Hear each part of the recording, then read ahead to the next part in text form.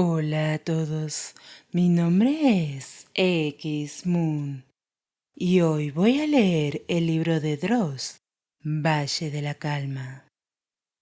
Frente a ella se hallaba una portezuela de hierro, sólida. Giró el picaporte y se vio frente a un pasillo que la sorprendió, a juzgar por el ambiente previo que a su vista había ofrecido no solo el manicomio, sino también el hospital. Las paredes eran de madera fina. En el suelo reposaba una alfombra roja. A los lados había cuadros de hombres elegantes, magnates del viejo estilo. Podían ser los fundadores del San Niño, pensó ella. Sin dudas, parecían bastante más antiguos que los del Buenaventura. Aquel era el tipo de cosas que sólo podían ser interesantes para ella. La tranquilizó el hecho de que todo era tal como lo había dicho el niño. Al fondo había una puerta inmensa, de madera, con una descripción compleja que podía resumir simplemente en majestuosa. Colocó la mano sobre el picaporte y cerró los ojos. Aquí vas otra vez, mujer, Dios mío. Vamos, no hagas caso, por favor, no seas obtusa. Vos sabés lo que pasó. Estás en peligro y... Y la tercera voz, la de la razón, esa que solo intervenía rara vez, le dio la razón a la hippie. Sí, Antonella, vamos, hacelo. Abrió la mente poco a poco. Quería tener una charla con aquella persona que había regado esa tonta creencia de que cuando algo se hace una vez, como saltar un trampolín alto, entonces luego ya no se tiene miedo a volver a hacerlo. Era falso, por lo menos en su caso. El miedo siempre estaría ahí. De todas formas, el tronco alto e inflexible de la adultez rechinaba peligrosamente. Rechinaba y la comadrona lo interpretaba como que Antonella estaba empezando a creer cosas que no eran ciertas, que estaba arrojando su cordura por un derrotero creyendo en algo que había sido una simple coincidencia. Cuando pensaba en la simple coincidencia, entonces se daba cuenta de que no era tan simple, y que si las cosas en la mente de un adulto fueran fáciles, una idea descartaría a la otra. Pero no era así, nunca era así. Ambas partes, ambos hemisferios de su cerebro estaban en guerra, haciéndose daño, y el resultado tan temido era el de terror. Hasta luego, mamá. Volverse loca, y lo peor era que ciertos, y dice ciertos, no dice ciertas, tijeras no ayudaban en nada la situación. No, su antena parabólica le dijo que del otro lado de la puerta no había nadie. No se hallaba ninguna presencia. No por ello no tuvo miedo cuando la abrió lentamente. Las bisagras rechinaron. La alfombra, que empezaba como una columna en el pasillo, continuaba ahí dentro. El lugar resultó ser una biblioteca. En el hospital, su hospital, había internet y computadoras. Era un lugar público creado hacía 10 años gracias a una asociación en la Facultad de Medicina de la UBA. Ahí podían acudir los estudiantes a desarrollar sus estudios o recabar información de cualquier tipo. La biblioteca había sido remodelada no menos de 3 veces para adaptarse a los tiempos modernos. Antonelas, las fechas, aunque había estado solo desde la penúltima etapa. La última fue la del Internet banda ancha. La biblioteca del San Niño era completamente anacrónica. Donde no había computadoras, se hallaban sillones cómodos.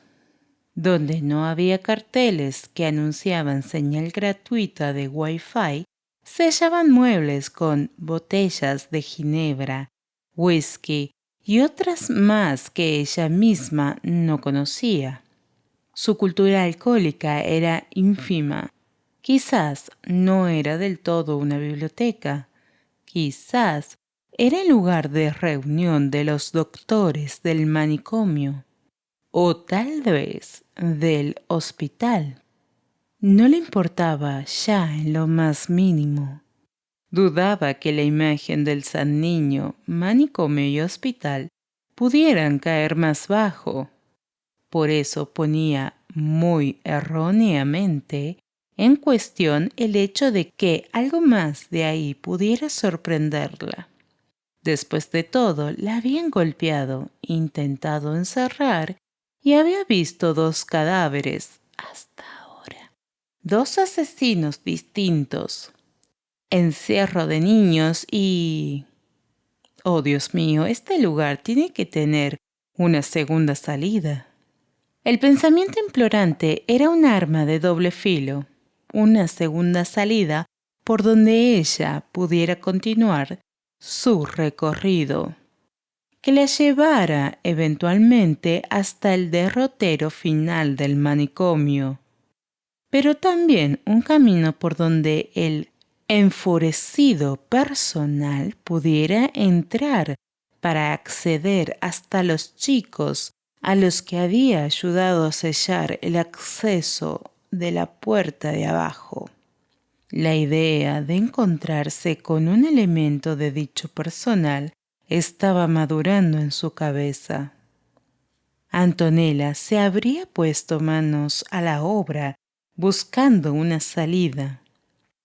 Ella, más que nadie en el mundo, sabía lo importante que era esa situación.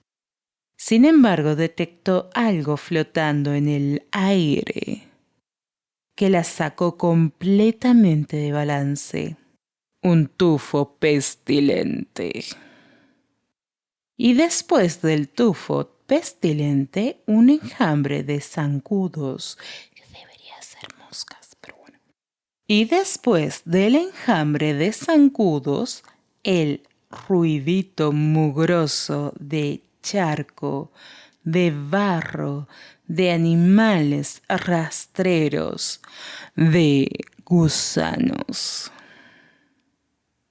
Reaccionó de inmediato. Te vas a encontrar con algo malo. Tranquila, por favor, tranquila, se dijo a sí misma en pensamientos. Y repitió como si fuese un amuleto simbólico: mamá. Caminó hasta un pasillo conformado por los estantes de libros que llegaban hasta el techo.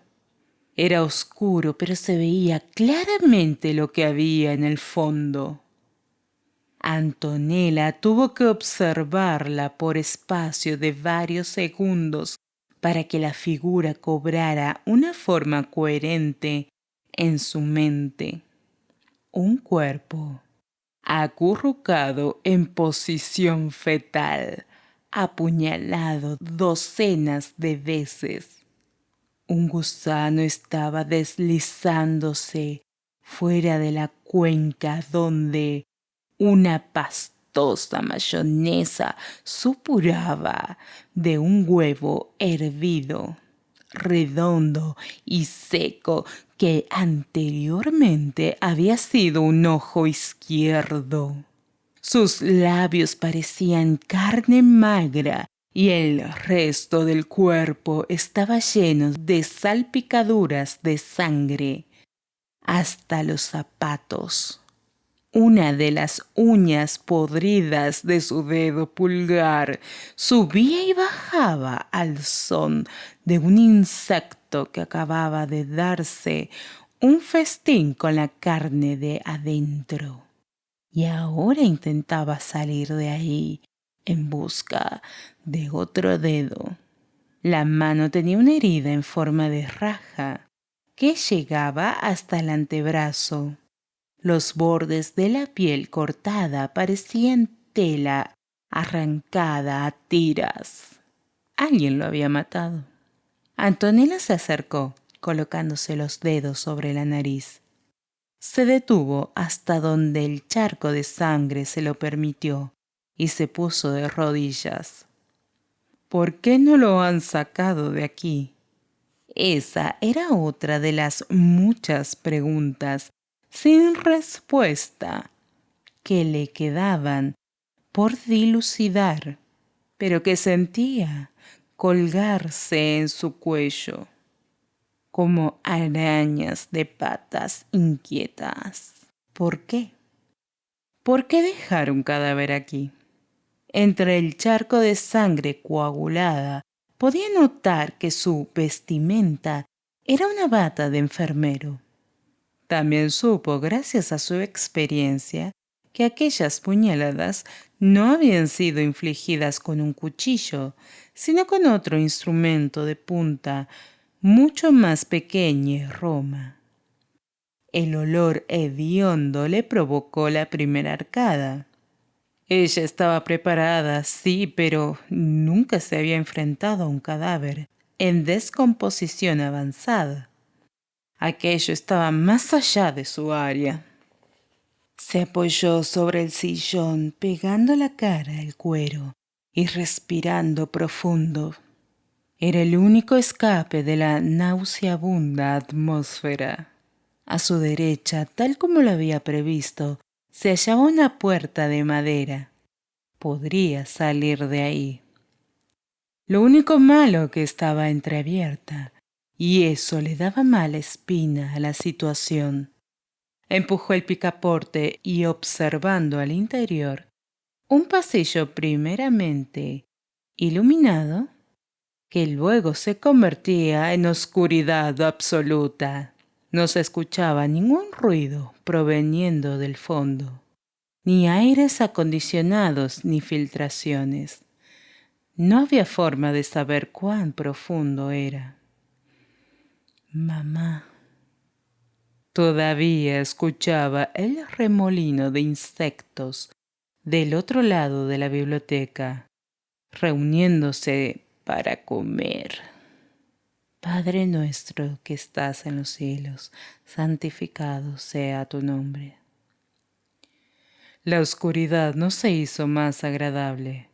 Rezar no alteraría en lo más mínimo las cosas, por más que ella pensara que le serviría de amuleto. Empezaba a sospecharlo. Caminó hasta que la oscuridad la bañó. Antonella era demasiado mayor para pensar en cosas que ella felizmente catalogaba de bobadas. Una bobada, por ejemplo, sería hacerse la idea de que la puerta detrás de ellas se cerraría de golpe, dejándola atrapada ahí. Otra todavía peor era sentir de pronto una mano sobre el hombro y que al girarse estuviera cara a cara con el cadáver que acababa de ver en el suelo.